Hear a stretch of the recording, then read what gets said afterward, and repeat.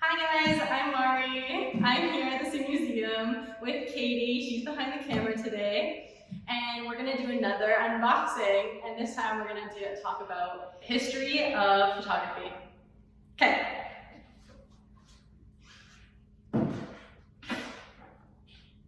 So, first item is this. So Katie's gonna tell us what it's all about.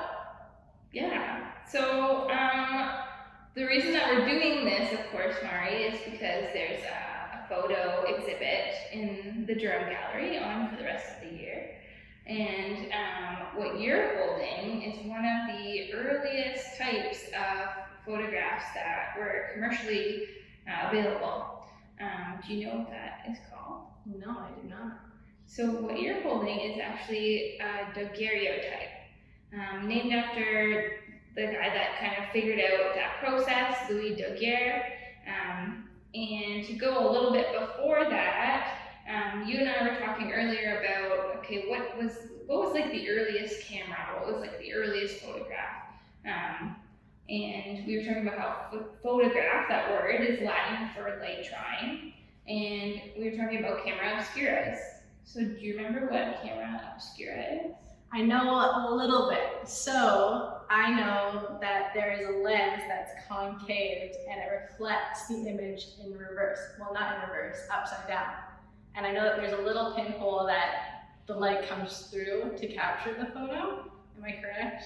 Yeah, totally. So the earliest cameras were just black boxes. Some of them were made out of cardboard or wood. And yeah, camera obscura is really kind of goes back to even like the Renaissance. So it's a dark room with a hole in it, like you said, and it projects the image from the outside onto the back wall. And so artists like Vermeer or Da Vinci might have used camera obscuras to trace images that they saw to kind of to get really accurate proportion and perspective. Yeah, that's pretty revolutionary. Okay, so let's fast forward to the daguerreotype. A little bit before Louis Daguerre, there's this guy, Nicephore Niepce. And he experimented a lot with different kinds of photosensitive chemicals. So he used asphalt and turpentine and silver chloride. And he made some of the first fixed images that we know of in history. But then once he started working with Louis Daguerre, they really made some breakthroughs. And they discovered that silver and iodine, so silver that was exposed to salts, kind of created this layer called silver iodide. And so they'd use a copper plate that was polished really good, had a silver layer on top, and then they would expose that to silver salts, and then they would have this emulsion on the top that would be like light sensitive. Then they would take that and they would expose it, and usually it took like a day or hours. The daguerreotype was a little bit quicker because they realized how to develop the image a little bit quicker.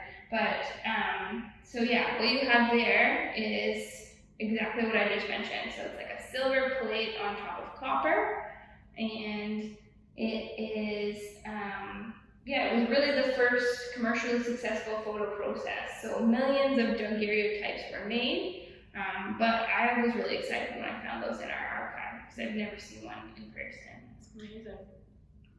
Okay. The dates around, so Niepce started kind of experimenting with photography in like 1816 and wasn't really successful until the 1820s. But Daguerre really kind of refined his process in the 1830s, and that's when it started to take off. And in the 1840s and 50s, it was like very popular.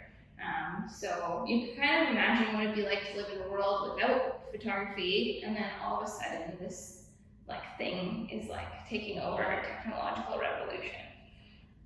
So the ones that we have are not dated, but they're likely around 1840 or 1850.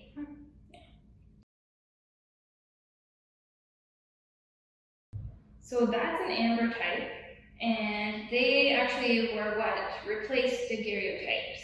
It was a type of collodion wet plate print. So it was one of like the first kind of glass negatives that was like really popular. A negative image that under reflected light with a black background appears as a positive image. So usually it was like covered, the back of it was covered with either black velvet or with like a lacquer or black paint. So the one you're holding, probably because it's in that precious little container, has like some black velvet backing. And it's not, you know, it's not the most clear image, right? It's not, it's pretty scratched up. Same with the daguerreotypes, like they weren't super detailed images because they took a fairly long time to expose.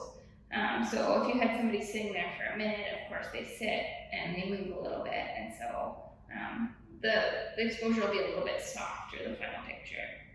So ambrotypes got really popular in the 1850s and the 1860s. Yeah.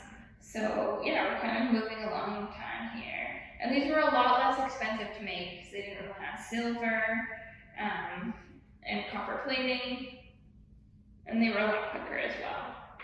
So that's the only ambrotype we actually have in our collection here. We do have some information on that one. So, portrait of a woman holding a handkerchief, framed in a hinged wooden case with brass clasp hinges, lined paper tucked under clasp, and it has the written name Suzanne Marquette. What else do you have in there? Okay. We have this old photo, and it's very sharp compared to the other ones. Yeah. So tell us a little bit about this. So that is a tintype photo, and we have quite a few tintypes in our collection actually.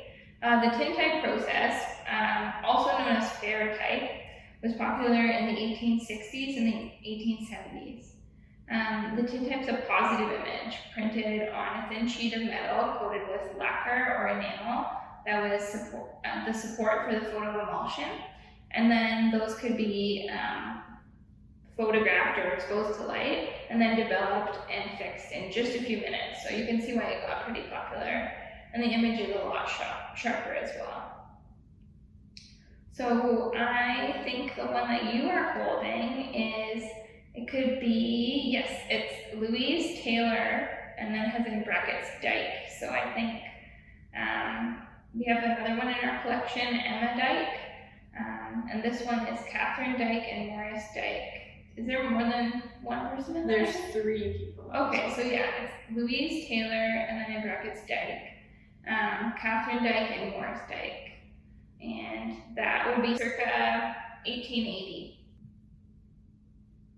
Very cool. Okay, moving on. So yeah, then we have, I think, 2 more in there for you. Yeah.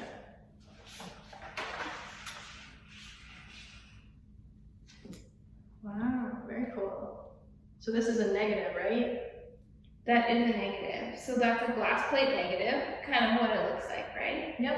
And the one that you're holding is Mr. Grips. So these are pretty cool. Dry plate glass negatives kind of then eventually replaced both the ambrotype and the tintype. And the reason for that was because you could use a silver gelatin over the glass plate, and that dried and it acted as your emulsion.